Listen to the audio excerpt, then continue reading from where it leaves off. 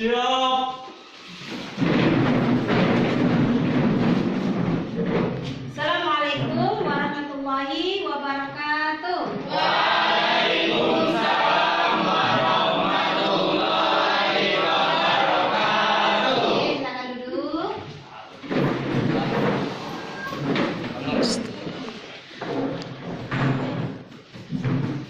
Baca dulu ya. Biar tahu siapa yang hadir dan yang tidak hadir. Nuhun. Bocah kali ini. Ahmad Beni Kurniawan, Ahmad Akbar Apriansa, Hadir. Amelia, Agus Daryanto, Hadir. Abdul Malik, Hadir. Aditya Pradipta, Hadir. Amelia Amanda Putri, Dewi Agatha, Linda Meti, Dia Sapitra, Hadir. Jenny Warman, Hadir. Ikhwan Muslimah, Jenny Berliani, Marina, M. Apriansa, Hadir. M. Woldiro, Priti Anggraini, Rahmadiansa, Hadir. Rintia, Santriani, Tahan Tegar, Hadir. Tasa Setiana, Sakit, Rinki Okarina, Oh Marina,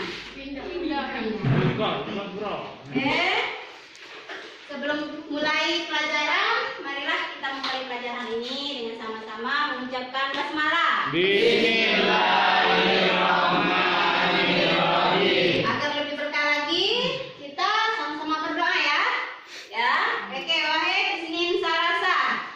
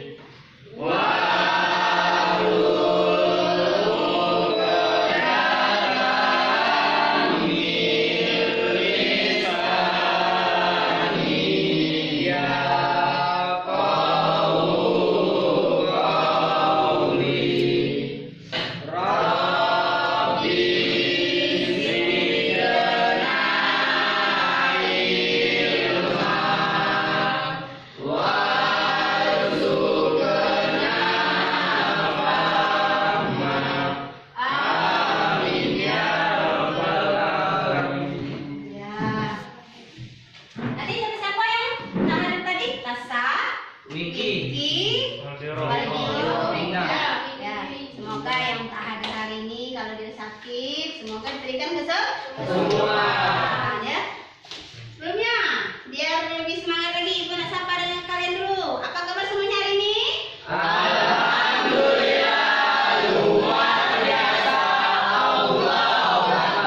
biar lebih semangat lagi. Coba berdiri di posisinya, biar ngantuk, biar lebih semangat lagi. Kita senam dulu. Senam ibu jari. Kita senam tasbih bela ya. Senam tasbihnya mudah.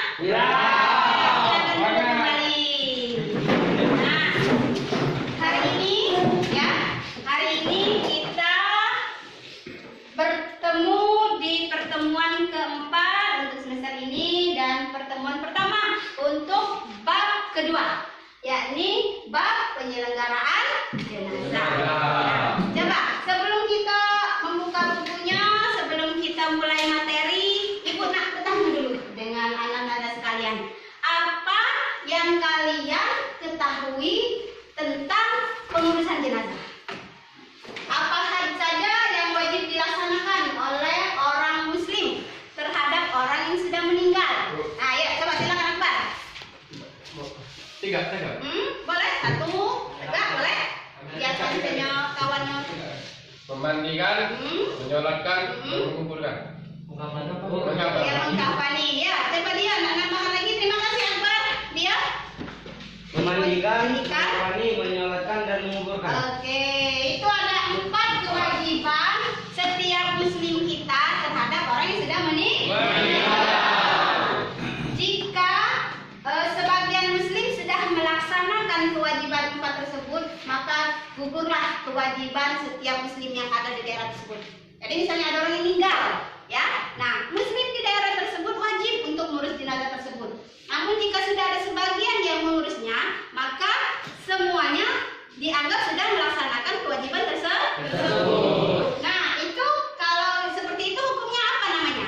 Hukumnya fardu kifayah. Fardu kifayah itu ya kewajiban yang dilaksanakan oleh sebagian orang oleh orang muslim. Nah, sekarang kita masuk ke materi penyelenggaraan jenazah. Silakan buka bukunya. Ya. Itu di bab 2.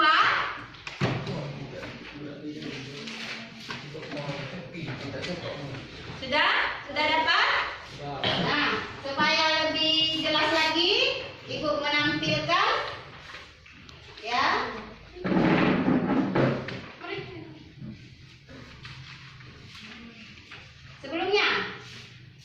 Sebelumnya perhatikan dulu video berikut. Silakan. Pandangannya semua ke layar.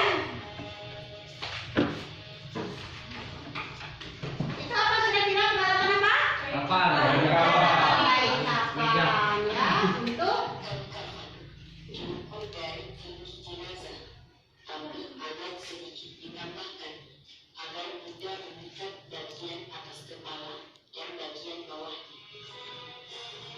nah, jadi pengukurannya dilebihkan, ya, dilebihkan.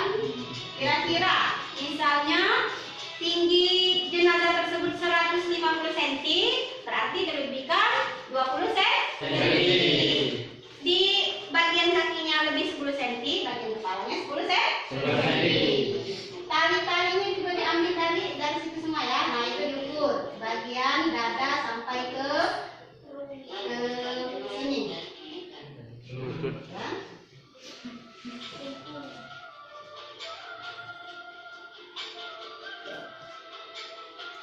Nah, itu seperti itu kira-kira ya, membuat kain burungnya. Lalu kita lanjut lagi. Nah, talinya itu dari kain kapan yang di pinggir-pinggiran kain kapan dirobek, dijadikan tali. Jadi tidak menyediakan tali dari kain lain. Ya. Nah, ini peralatannya, peralatan untuk memandikan. Ya. Nah, ini peralatannya untuk mandi. Apa peralatan? Ya, itu apa? Tempat itu untuk membersihkan area telinga, area hidung, ya. Itu kapur barus. Ya, dicampur di airnya, lalu kapas, ya. Lalu ada minyak wangi-wangian, minyak harum. Ada lagi namanya sabun. Nah, sampo boleh, sabun boleh. Intinya air yang berbusa. Ya. Nah, cara memandikan jenazah.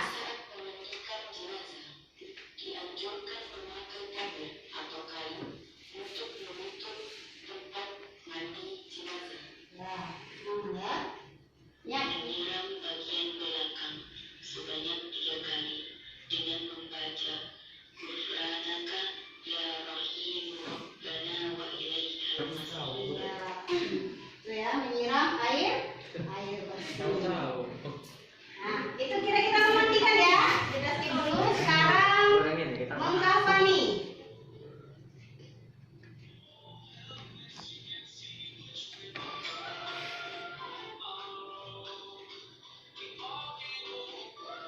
Nah, inilah sudah bagian ungkapan ya.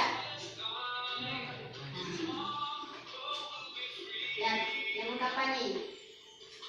Perhatikan, ada perbedaan dalam jumlah kain kapan jenazah laki-laki dan jenazah perempuan. Jenazah laki-laki berapa kain kapannya? 3 helai, wajibnya ya. Sedangkan jenazah perempuan 2 helai. Yang membedakannya jenazah ini praktek ini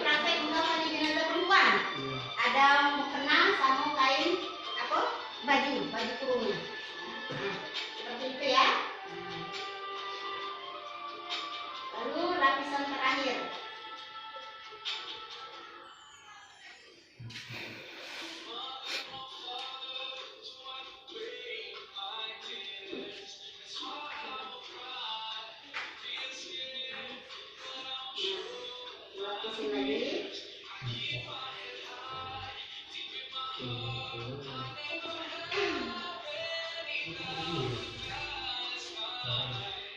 Cara mengungkap tali dimulai dari bagian atas kepala, lalu bagian bawah kaki.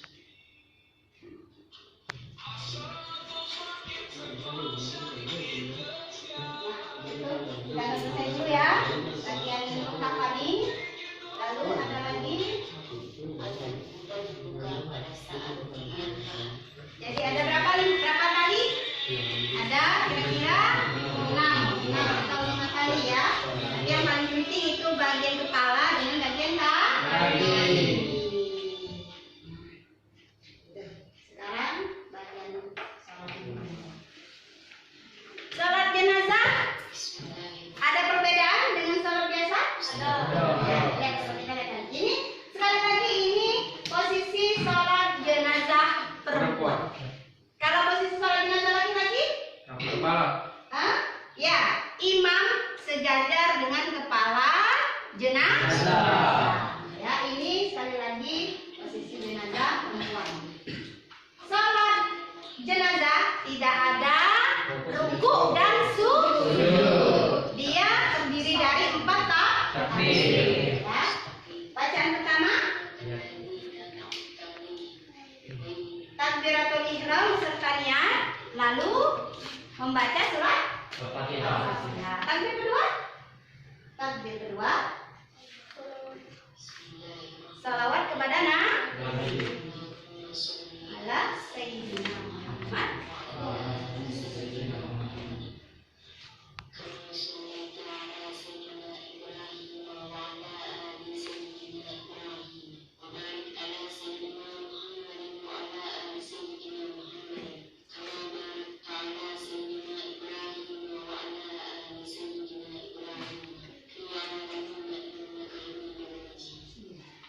Takbir ketiga membaca Allahumma ighfir lahu warhamhu wa'afihi wa'afu. Kenapa jihad? Karena jenazahnya perempuan. Takbir keempat. Lalu salam tanpa ruku dan sujud. Salam seperti biasa. Assalamualaikum warahmatullahi wabarakatuh. Assalamualaikum warahmatullahi wabarakatuh. Ya, itu saja. Ya, itu saja untuk tampilan videonya. Ya, sekarang coba perhatikan.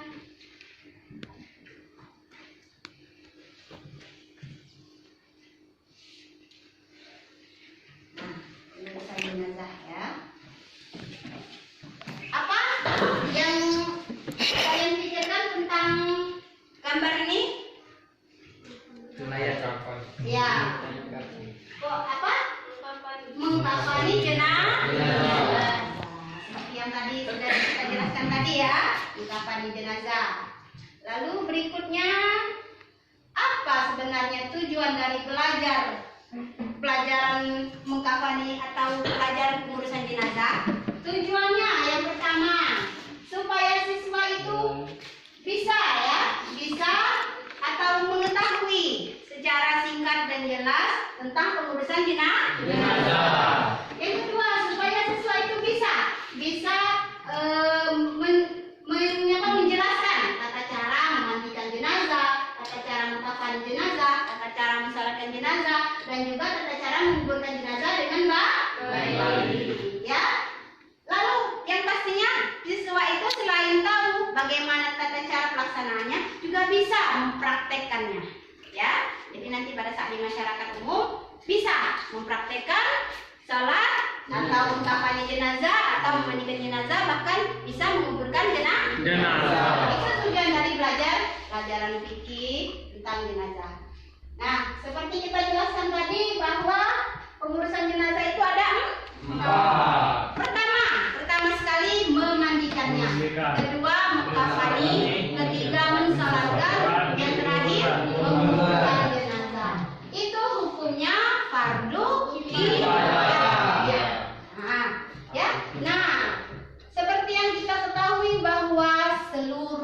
manusia yang hidup itu pasti akan mengalami kematian. Entah itu bagaimana kematiannya kita tidak tahu, alam sawab ya. Tapi ada sebagian yang matinya kematiannya pada saat lagi sakit. Ya. Nah, pada saat lagi sakit ini kewajiban kita yang menunggui orang yang sakit, yang hendak sakaratul maut itu membimbing orang yang mau sakaratul maut itu untuk menyebutkan kalimat syahadat, kalimat tahlil, la ilaha illallah. Itu namanya talqin. Ya, jadi tidak putus di telinga orang yang hendak meninggal atau sedang sakaratul maut. Karena kenapa? Karena jika tidak, setan iblis yang akan mendahuluinya untuk membujuk manusia tidak mengucapkan tahlil. Ya. Nah, ini memandikan. Ya. Sebenarnya memandikan tidak boleh seperti ini karena ditonton oleh orang banyak. Tapi karena untuk bahan pelajaran, jadi prakteknya supaya tidak oleh orang banyak, gitu ya. Nah, harusnya memandikan itu di tempat yang sunyi, sepi, dan ada tabir untuk menutupi supaya tidak dilihat oleh orang ramai. Hanya keluarganya dan kerabatnya yang bisa atau boleh memandikan mayit ya atau jenazah. Yang berikutnya peralatan. Tadi sudah kita lihat videonya tadi ya. Ada beberapa peralatannya. Yang pertama sabun.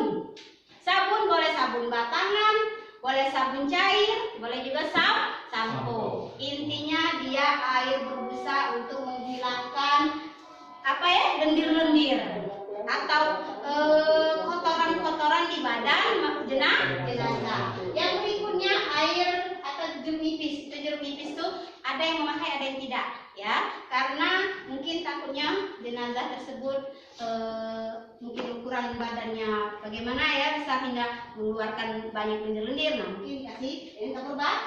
Yang berikutnya bila kita coba bareng-bareng wahid ismin salasa. Nawaitul waswa ada an hadzal mayyiti billahi ta'ala. Kalian perempuan, nawaitul waswa an hadzal mayyiti billahi ta'ala. Itu niatnya. Itu niat orang yang memandikan jenazah pada saat sebelum mengguyur jenazah tersebut, ya.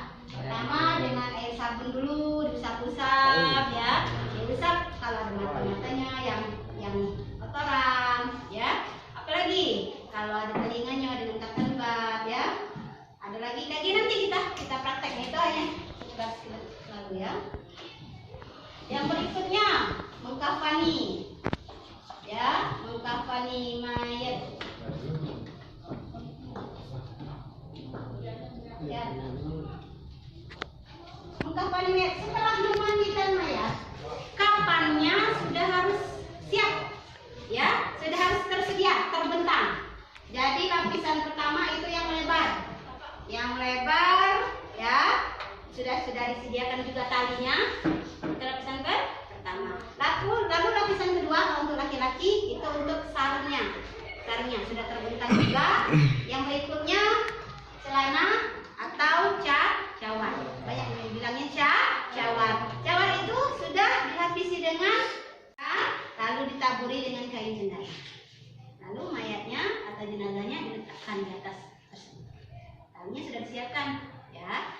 Itu sekilas lalu yang pertama letakkan jenazah, ya, dengan dikeringkan kain kafan.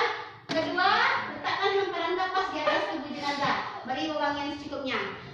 Tutupi setiap lubang dengan kapas dan sudah ditaburi kapur bagus tadi, ya.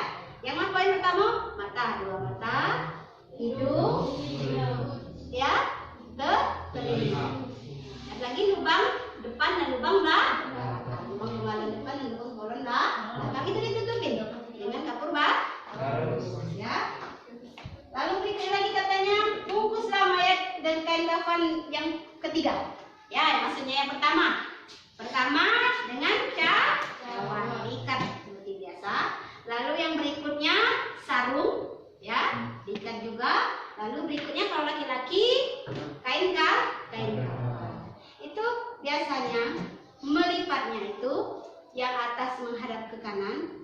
yang bawah menghadap ke kiri.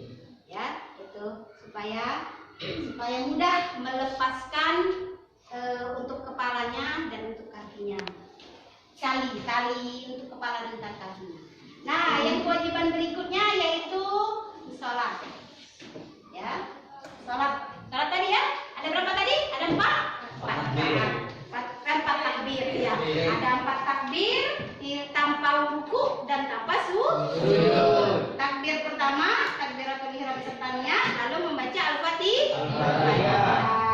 Takbir kedua membaca salawat kepada Nabi. Takbir yang ketiga doa kepada mayat. Allahumma ighfir lahu warhamhu wa'afihi wa'fu anhu. Yang berikutnya, takbir berikutnya doa lagi untuk si mayat. Allahumma la tahrimna ajrahu wa la taftina ba'dahu waghfir lana wa lahu. Langsung salam kanan, langsung salam kiri. Itu ya. Berikutnya lagi. Nah, posisi ya. Dijelaskan tadi, posisi imam, bukan makmum, imam. Ya, posisi imam lihat. Sejajar dengan kepala jenazah jika jenazahnya laki-laki. Sedangkan jika jenazahnya perempuan sejajar dengan perutnya. Ya, itu ceritanya. Tapi kalau makmum di belakang imam. Tuh ya. Nah, menguburkan seperti biasa, menguburkan ya, keranda. Nah, ada hal yang perlu diperhatikan saat menguburkan. Menguburkan itu ya, mayat jangan lupa dilepaskan tali kepalanya dan tali di atas kepala dan di kaki. Lalu jenazah dimiringkan ke kanan, menghadap ke kiblat. Supaya jenazahnya tidak terjatuh, makanya dikasih tanah yang dikeras-keraskan berbentuk bulat, disandarkan ke badan jenazah. Ya, itu. Lalu biasanya ada lagi di apa? Di A. Ya. Nah, sebelumnya itu sudah tentang tata cara jenazah. Sebelum orang meninggalkan sakaratul maut dulu ya. Sudah kita talkinkan tadi. Nah, ada beberapa hal yang harus diperhatikan orang dalam pengurusan jenazah, sebelum memandikan, sebelum kafani, sebelum disolatkan, sebelum menguburkan. Yakni jika orang yang meninggal tersebut mulutnya masih terbuka, ya, mulut masih terbuka, maka secepatnya ditutupkan. Jika pun masih terbuka, maka diikat dengan tali. Karena kalau dia sudah mengeras, terbuka kasihan. Itu yang pertama. Yang kedua, jika matanya masih terbuka, ya, masih terbuka, maka diurut, diusap pelan-pelan supaya tetap tertutup. Itu ya, yang harus diperhatikan. Nah, dari sini apa hikmah dari pengurusan jenazah? Yang pertama hikmahnya itu, ya, coba ada di buku cetaknya. Kalau kelihatan di sini tidak kelihatan, ya. Hikmah dari pengurusan jenazah itu yang pertama menunjukkan bahwa orang yang meninggal itu tetap mulia di sisi Allah. Jadi walaupun dia sudah meninggal, walaupun dia sudah tidak ada di dunia lagi, ya, tetap mulia di sisi Allah. Tetap kita kasih baju, tetap kita mandikan, tetap kita sholatkan, ya. Itu menunjukkan posisi manusia walaupun sudah meninggal tetap mulia. Yang berikutnya, dengan memandikannya, otomatis kita sudah mensucikan tubuh jenazah tersebut. Kan kita mandikan bersih-bersih, lalu kita wudukan, ya. Yang berikutnya, mengkafani jenazah. Jenazah kan tidak bisa berbuat apa-apa lagi ya. Nah, untuk menutup tubuhnya, makanya kita beri kain kafan. Itu simbol dari kita menutup aib ya orang yang sudah meninggal. Orang yang sudah meninggal sudah terputus dia dari urusan dunia. Tidak perlu lagi kita bongkar-bongkar aibnya. Salah satunya dengan kita tadi, dengan menutup badan jenazah dengan kain kafan. Nah, mensalatkan jenazah itu intinya kita mendoakan orang yang sudah meninggal. Kan dalam takbir ketiga Jadi jenazah sudah tidak bisa mendoakan dirinya sendiri lagi. Makanya orang yang hidup tugasnya berkewajiban untuk mendoakan orang yang sudah meninggal dengan cara terakhir menguburkan secara layak dan sesuai syariat. Ya, itu intinya apa? Bahwa mengingatkan manusia bahwa setiap kehidupan itu pasti akan mengalami mati. Manusia berasal dari tanah dan akan kembali ke tanah. Itu hikmahnya. Jadi orang menguburkan jenazah, mengantarkan ke liang lahat, ya. Lalu dilihatkan cara memasukkannya, dikuburkan, ditimbus dengan tanah. Itu mengingatkan manusia bahwa mengingatkan orang yang masih hidup bahwa manusia itu akan mati dan akan kembali ke dalam tanah. Nah, itu saja sekilas pengetahuan tentang tata cara pengurusan jenazah, ya. Jika ada yang ingin bertanya, yang belum jelas, nanti kalau sudah sesi pertanyaan dari kalian, nanti Ibu yang akan memberikan pertanyaan, ya. Ayo, ada yang bertanya? Nah, kalau tidak ada yang bertanya, ya, kira-kira sudah jelas. Kita waktunya untuk berdiskusi. Maksud berdiskusi, kalian mendiskusikan materi ini dengan membaca, lalu nanti ada yang mempresentasikan. Boleh? Tentang tata cara memandikan, tentang cara mengkampanye atau mensalatkan, boleh? Ya, Ibu beri waktu ya 5 menit untuk berdiskusi. Ya, silakan dibaca bukunya, silakan dianalisa yang mana yang sanggup, ya.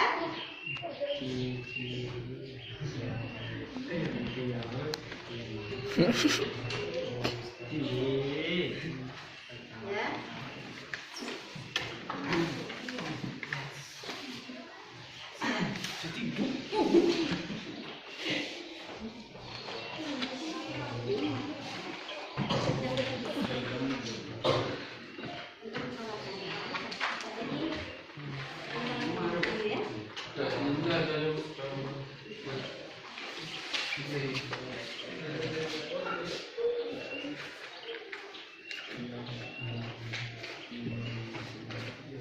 Ya, mungkin sudah waktunya membaca itu sudah selesai.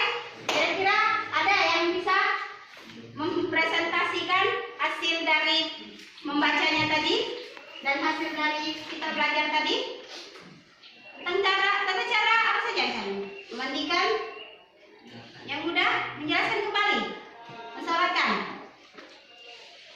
Ada yang bisa disanggup?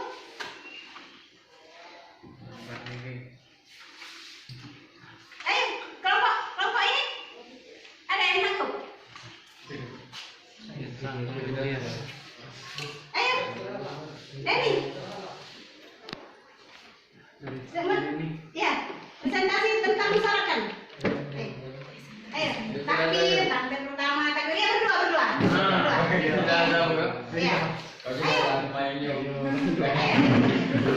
Bacaan pertama Fatihah, bacaan kedua salawat, bacaan ketiga Allah maghfirlah warahmatullahi wabarakatuh. Ayo, apa? Ya.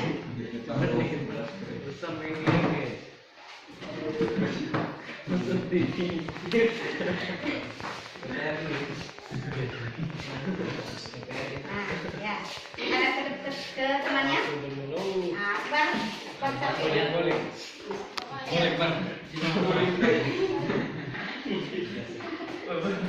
Jenazah.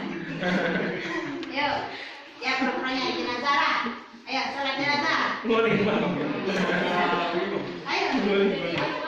Sholli ala hadal mayyiti fardul kifayah lillahi ta'ala. Ayo sini salasa. Usolli ala hadal mayyiti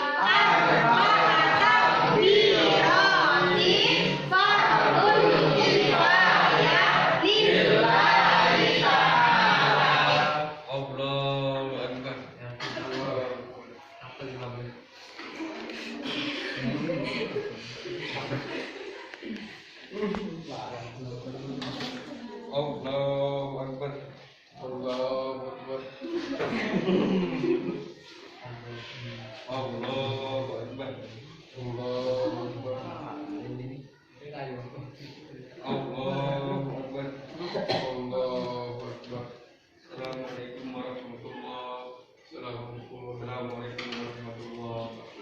Nah, itu ya. Jadi tidak ada ruku dan Sujud. silakan. Ayo kita bertepuk tangan. Nah, kita sudah selesai diskusi. Sekarang waktunya kita adakan tes pertanyaan ya. Di sini ada 20 pertanyaan. Mudah-mudah saja apa hukum dari itu ya, misalnya ya. Nah, ini silakan dijawab. Silakan dijawab. Ini boleh disilang, boleh ditingkalin ya.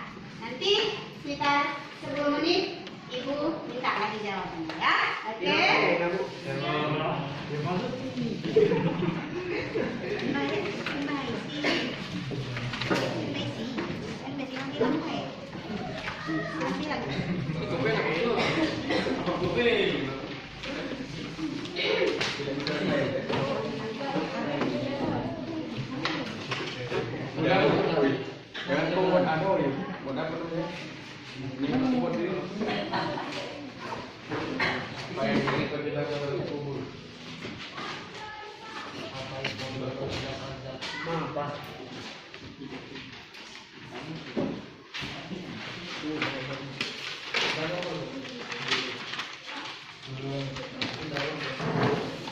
Ya, silakan dikerjakan. Aku lebih soal. Iya, mana kita jadikan naras.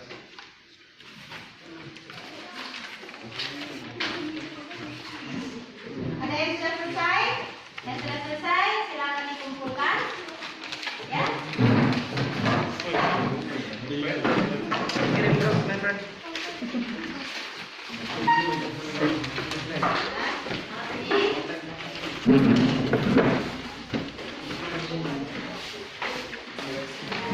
Dia belum.